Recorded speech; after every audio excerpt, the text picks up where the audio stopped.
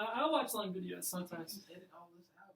I can't edit it. Hi, everybody. I don't know how to edit on the computer, so anything we say in the next 20 minutes will just be in this video.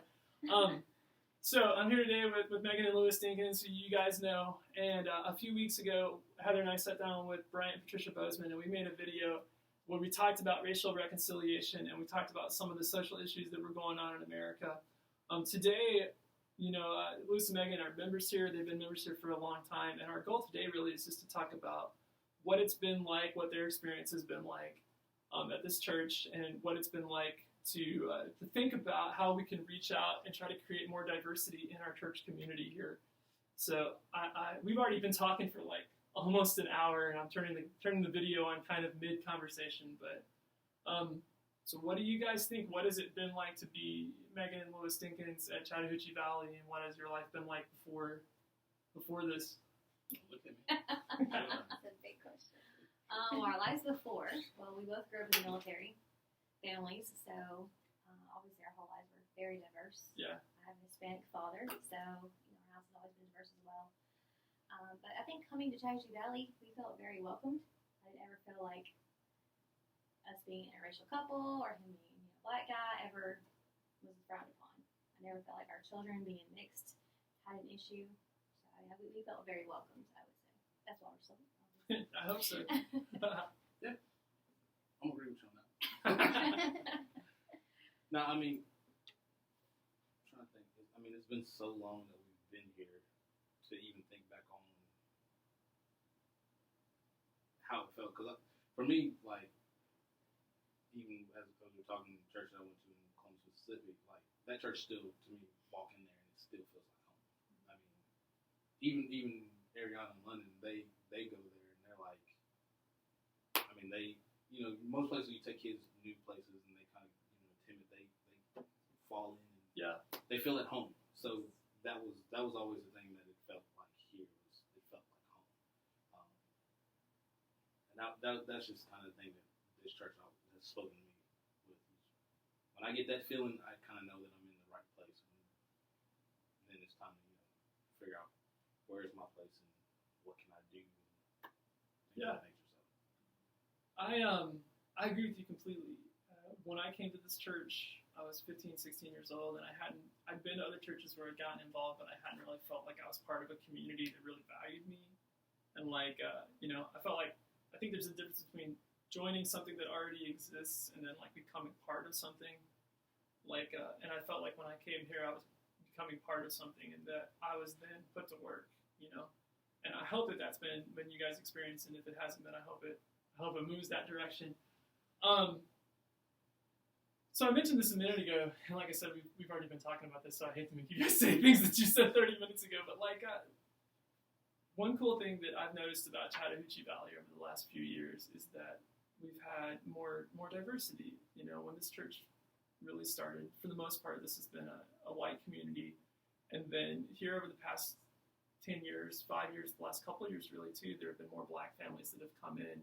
And I really just want to know what we can do to continue to increase diversity, how we can reconcile, maybe historical differences, and how we can just help everybody feel like they're walking into a home. What can we do to help with those things? Those are huge questions again. What do you think we can do to help increase diversity of this church? So in thinking about the diversity portion of it, I think the biggest issue, I think the biggest struggle for maybe a black person coming into this church may be predicated on previous church experience. Okay. So I mean, and that also dictates that person had previous church experience. Yeah. But coming in from a church where musical instruments or full band or choir or whatever the case may be, those experiences are different, and so they may be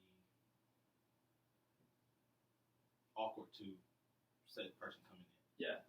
And like I said, in most historical black churches, you do have a choir, you do have those sort of things. So that may be one of the things that just the way of operations. But I think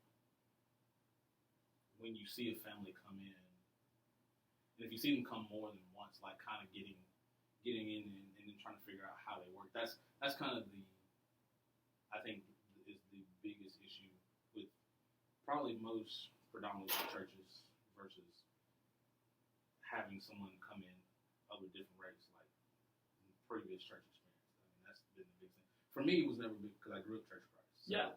And of course, I've been to Baptist church because my family, as far as with my aunts and uncles, they were all Baptist and whatnot, but then my parents, that story. So I've had experience and I've seen those things. And for me, to go to a Baptist church or whatever, sometimes I feel a little awkward or uneasy because, things are different. So I think that's just the biggest thing is just things being different here. Yeah, in the way that we operate. I don't think it's necessarily so much as the way that people interact with the people here. I mean, I've never seen an issue with the way people interact with people of a different race. I mean, everyone here is very welcoming. We invite people to dinner. We invite people out, to events or whatever case we be doing. So I think that's probably the biggest hurdle is dealing with people's previous church experience, and then depending on why they left their church. Yeah. So it kind of goes back into getting into doctrine and all those different things that you kind of have to kind of work through with people. So it's kind of, I think, maybe doing a better job of if you have visitors, when you see them more than once, kind of getting them like, hey, how do you feel about this, or how do you feel about that? Like kind of being more purposeful about those things. That probably would be a bigger. Yeah, and I'd say, if you're trying to be more diversified, I think we have to look at ourselves and see who are our circle of friends. Obviously, whether it's consciously or unconsciously, we have a lot of friends who, like our friends who are, in mixed relationships as well. And so those people we have to invite, we have to look at ourselves and say, like, I don't know, just Brad, or all your friends may be all white, so you're going to be more inclined to invite your friends. Yeah. So I think we all as a church have to look at our circle of friends and say, are we even diversifying our friends? Because that's who you're going to invite. You're not going to just walk off down to South of Columbus and start inviting all these black people you don't know. Yeah. So I think we have to look at ourselves. I mean, a lot of our friends are black people, or we have some Hispanic friends, and so I think that's where you're going to get it. Is you're going to have to invite who you know. So who are we ourselves hanging out with? Mm-hmm. Are we even being diverse in that? I think that's a great point. I mean, a church like Chattahoochee Valley with 100 to 150 people, we know each other. And nobody came to this church because they saw us from the street. You can't see us from the street. We don't advertise. Maybe you found us on Google, but not 95% of people are here because somebody in this church invited them, because they knew them personally and they invited them, and they reached out to them and they said, I care enough about you that I'm worried about your soul, or I just want you to worship with me and things like that. And so they were attracted to developing that relationship further, and they brought them to church. And I think that's important. Are we looking inside ourselves and saying, well, am I trying to develop relationships like that with everybody, or just the people who look like me? And I think if we can open up and say, I need to work on myself, in the way that I treat the people in my social circle, and my friends, am I trying to diversify my friendships? Am I trying to, become closer with people and treat them like they're my loving family in the same way that I do people that look like me? Then, yeah, we'll probably bring more people to church that way. I think one thing, Benny does well, all the kids programs we have, Mm-hmm. in a normal year, inviting the daycares around here. Yeah. That's where you're going to get more people we don't know, and they're going to see the fun things we can do. But as far as people we know, our friends, looking at who are our friends and who are we inviting. Well, you guys mentioned something earlier too about how when you're in a church, you want to bring people here, but maybe sometimes it's better to go to where they are and try to get to know them. I hate to make you guys repeat something you said, but tell us more about that. What do you mean by going to where people are to attract them to a church? Well, I mean, like I said, that was the example that was given to us by Jesus himself. Yeah. I mean, he went and found people where they were, in the midst of whatever trouble, trial, anything that they were going through. And I mean, especially now, of course, right now it's kind of, scary situation. It's a scary situation to go to, be with someone that you don't know what's going on with their life, what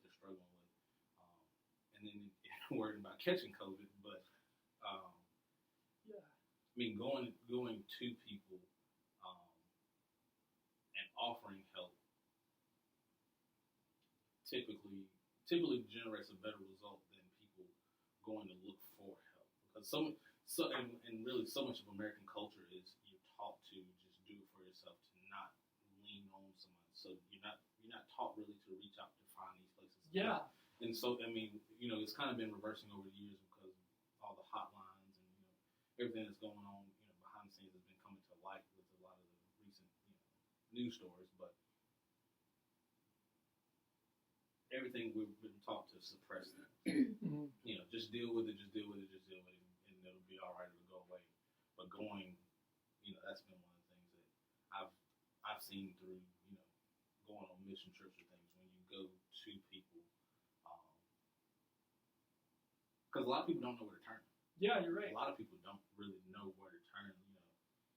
You see churches and, I mean, if you drive by a church on any given day, like, there's hardly anybody there. Yep. So, for a church to be an open door place, people don't want to come and bring their problems to a church where people are having a service on a Sunday morning, and then you go by there on a Tuesday afternoon and nobody's there, and it's like, yeah, well, what do I really do?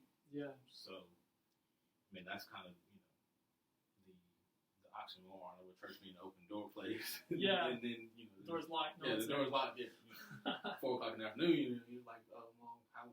So, Yeah. or if you're trying to catch somebody there during the day and calling or whatnot. But, I mean, I say you never know what's going on in people's lives. So that's true. And I think also the stereotype of someone who's not coming to church is probably not going to call a church. For Yeah. one, they're just not going to, but I think they also like, oh, those people think they're perfect. They don't understand. They're not going to want to help. Versus if it's someone, if Lewis and Brad are going over to a certain neighborhood all the time, and we even talk about this with our friends with cops and everything going on. If you're over there in that neighborhood all the time, they're going to get to know you, and then when they do have a problem, they're going to feel comfortable saying, hey, I remember Brad and Lewis. They told me I could call them when I need them. And so them understanding that, we're not, us as Christians aren't perfect people. We have problems too, and we're here for you. And I think that's where we have to kind of go to where they are, to where they live, or where they work, and show that we're here for them. We're not just closed to ourselves. I like that you said that about where you work, because that's definitely a place where people interact with people that they didn't choose to be with. And like when we pick our friends, we're going to pick people that, we relate to them really easily. But when you're at work, you're surrounded by people who are there because, they apply for a job. Maybe they got similar skill sets to you, but they're probably not from the same area as you, or maybe not. They don't have the same experiences and things like that. And coming from my experience as a high school teacher, I was surrounded by people from all over, and we were totally different. And it was really hard sometimes to get on like a personal level with people, to get to know them, and then to draw them to a place like church. But it's an opportunity that's given to us, and you do have things in common with them. And I think one of the ways that we can reach out always to increase diversity of any kind is to look at the people around you at work. It's been so hard during COVID because so many people are working from home. If you're not working from home right now, you're probably not saying, hey man, let's get lunch together, because you're probably not going to restaurants. But even still, there's ways you can reach out to people. I think it's the worst evangelism possible, but I've been trying to do it anyway. Like, I invite people to church on Facebook. I don't really know where else to do it right now. But, stuff like that does make a difference.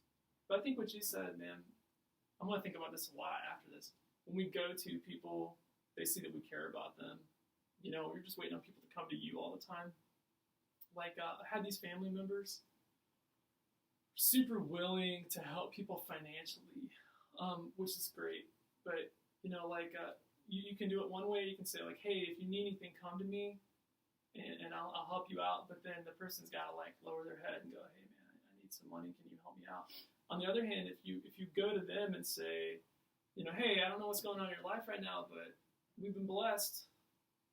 Here's a gift. It's different than when you have to go to somebody and ask, and then when they come to you and they want to be part of your life. And I always thought that was so what a blessing when people do things like that. And I just think it's cool to go into a community. This is way before you guys were part of CVCC, but when this church first started meeting, we were in it's like a almost warehouse kind of at the end of Manchester Expressway where it runs into 2nd Avenue. I know exactly what We that know is. Yeah. where it is. And so it wasn't at all like, come to our fancy new church or whatever. It was just like, hey, when people ask us where we were, we're like, you know where Bibb City is? And they're like, yeah, Bibb City. And I'm like, we're there. Come join us. And it was, it showed a lot of humility. And I thought it was such an important thing that this congregation, to this day still, we've never been about showing off. You know, like we want to be humble and welcoming. And we don't want to make people feel like you're not good enough to be here. And I think that's a big deal too. I hope. I don't know. So when it comes to something like reconciliation, we talked about this a little bit a while ago. When it comes to like all the stuff that's been going on in America right now, how should we talk to people to make them feel loved and cared about, even if maybe we have different opinions on the things that are going on? Like when you see people who've been hurt or upset about, you know, protests or you know, the things that have gone around that, how do you want to talk to them? How do you talk to somebody who maybe, you know, you feel like there needs to be reconciliation with? What do you guys think? I know that was unfair because I didn't say I was going to ask you that question earlier.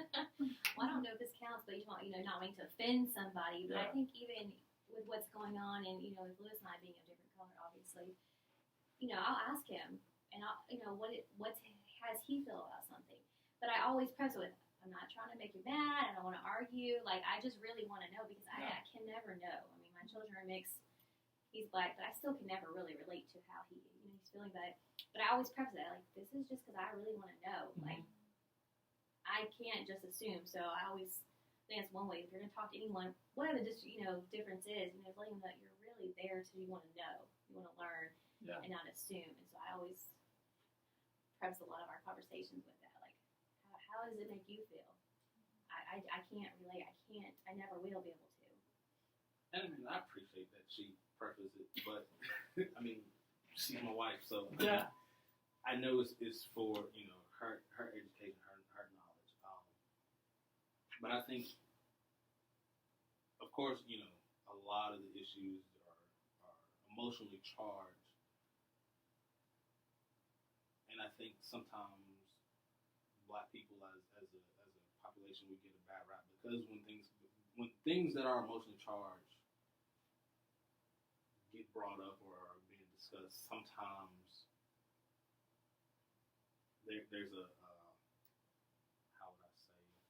Well, not say a threatening factor, but if it's something that you're passionate about, you typically kind of get excited, And so I think throughout American history, of course,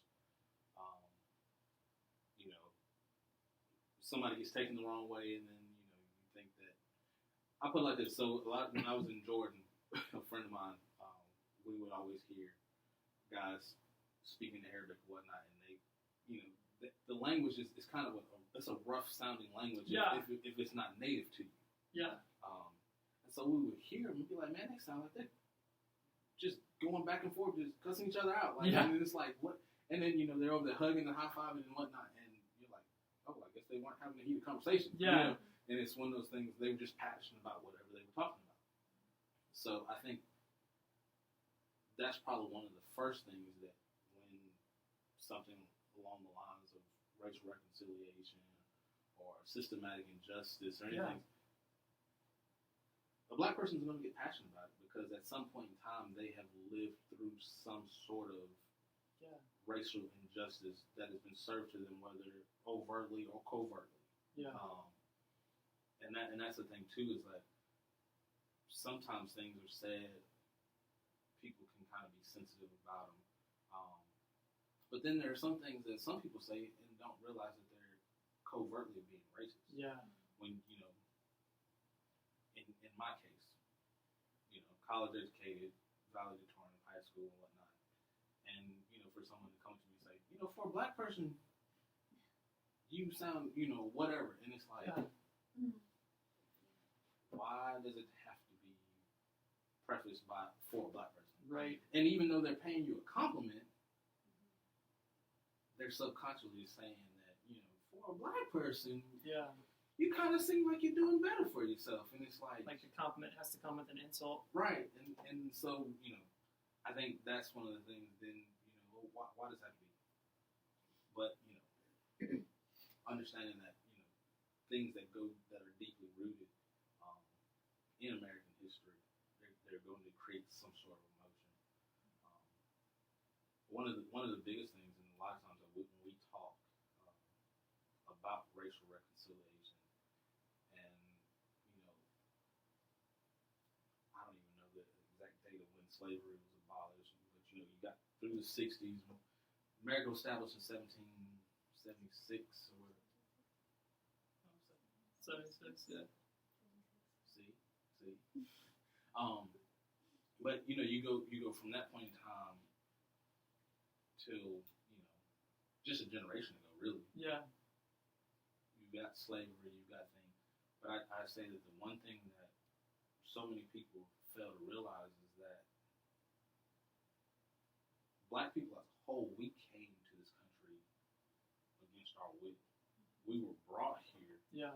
We were torn from our culture, from everything that we knew, our heritage, our history, and brought here, and then put behind the curve. Yeah. You look at any other culture that's come here, Asians, Indians, the Jews. You think of, especially when you talk through history, well, not through in history classes in school. How the Jews came in and they would populate little subsets of New York and things, and then as they gathered and became bigger, then they would branch out and then they moved, and so they've been able to.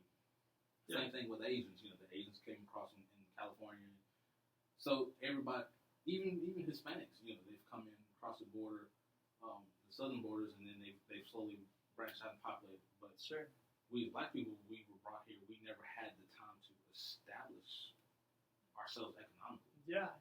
Like we were already put behind the curve, and then the portion of reparation when slavery was abolished, 40 acres and a mule. Like, right. I don't know many black people that own 40 acres of land anywhere, but that was because so much of then the systemic part of it was, okay, well, we're going to draw out this little subset, and we'll give you 40 acres of swampland that you really can't do anything with. Yeah. And then you get that land, and then but then you can't go and buy the equipment that you need to cultivate that land to do anything with it. Yeah. So then you're forced to turn around and sell it for pennies because it's really useless to you. And then someone comes in. So a lot of those things. I mean, I've had a lot of conversation and discussion with my brother about those things. Sure. Just showing the layers upon layer upon layer, and it's like you can't really get back to it. So really, you kind of have to just say, okay, this point forward. Let's draw the line in the sand and say, okay, we understand what was done. Let's take a look at it as people. Mm-hmm. The places where people can be helped and brought along and kind of caught up to speed. Of course, like I said, some of this stuff has been passed on through generations. Generational poverty and things of those things. Yeah. So trying to not only help those people, but also get those people on this side of the curve to look at themselves and say, okay, hey, let's utilize this and let's do better for ourselves. Because it's so much of a multifaceted. Yeah. I mean, I've sat and talked to my brother for hours upon hours. I mean, my brother and I, we talk probably 3 or 4 times a week. I mean, we game online, of course, with COVID. Yeah. But I mean, we'll get started on a conversation. I mean, we'll be 3 hours in. Sure. Just discussing these things. So. I think it's really interesting that you mentioned like how recent some of this stuff is, because I know a lot of people in my generation and your generation were like the same age, who imagine things like segregation and stuff is so long ago. It's like ancient history, and a lot of people are like, get over it, everything's fine now or whatever. But like a couple years ago, we had the first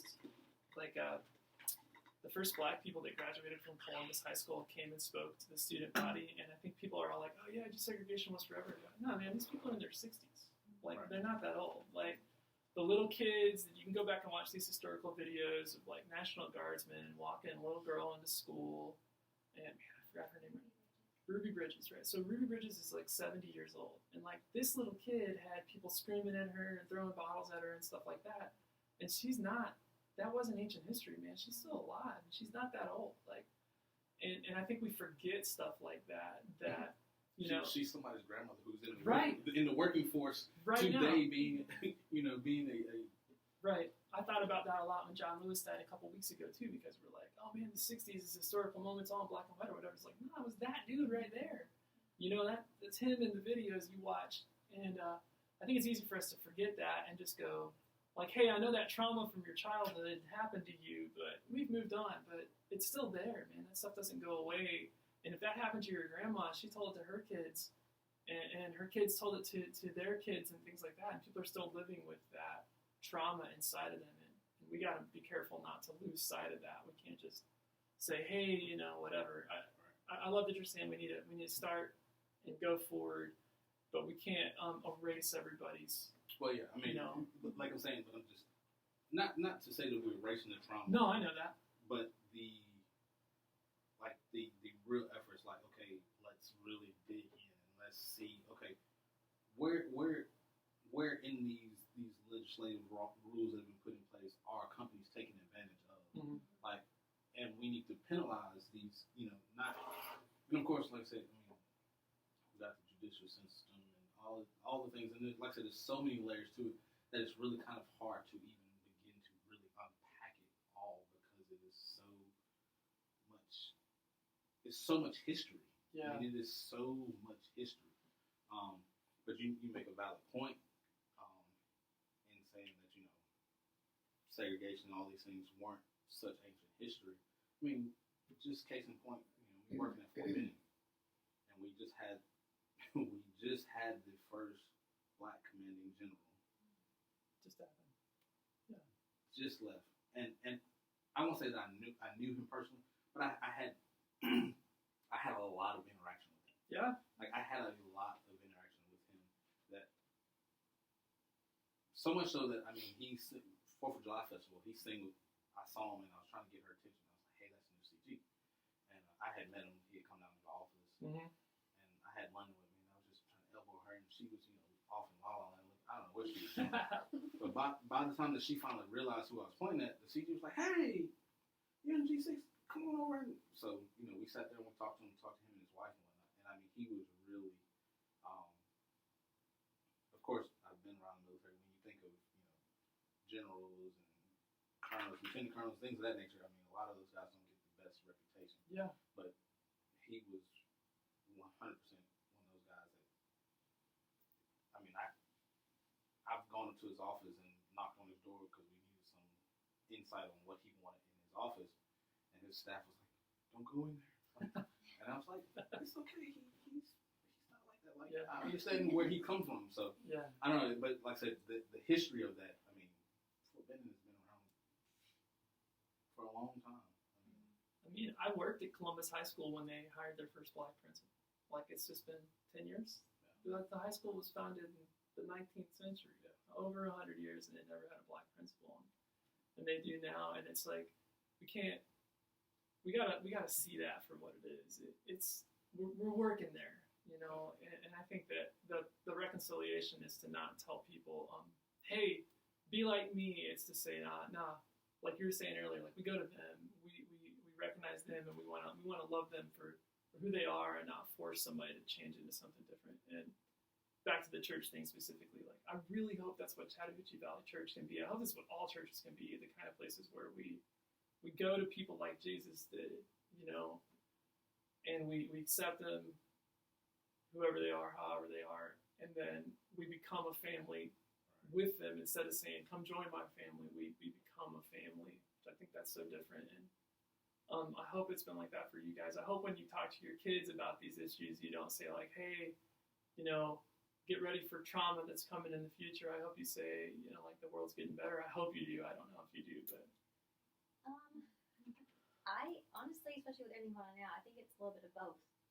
I mean, obviously London's too little to you and understands on both. Ariana, you want her to have the hope and everything's good, but she also has to know reality. Yeah. And that's the thing we have really talked about with having kids. A simple thing like, I don't know where, I think it might have took place here in Columbus. I don't know where it was. But we talked about this last year, where a black kid had some rap music on.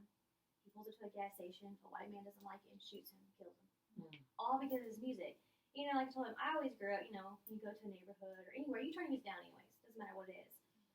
But that's not something I would have thought, and I would have to tell my children. No one's gonna shoot me because my music's right. so loud.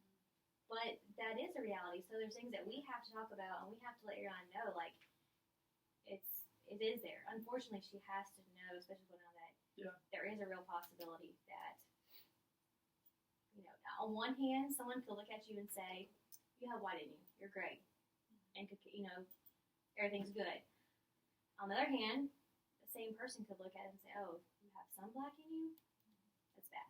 Right. So, you know, it's kind of, a blessing and a curse. It's kind of twofold. Like it could be so. I feel like we have to both sides of the story. Well, I asked her. I don't know where you were, but I asked her a couple weekends ago. It was a Saturday morning, so I think you may have had to go. I don't know. But I asked her. I said, what do you see when you look at your parents? Just trying to see from her perspective, like what did she see? Yeah. Considering I'm black. She's white, like, and she was like, "What do you mean?"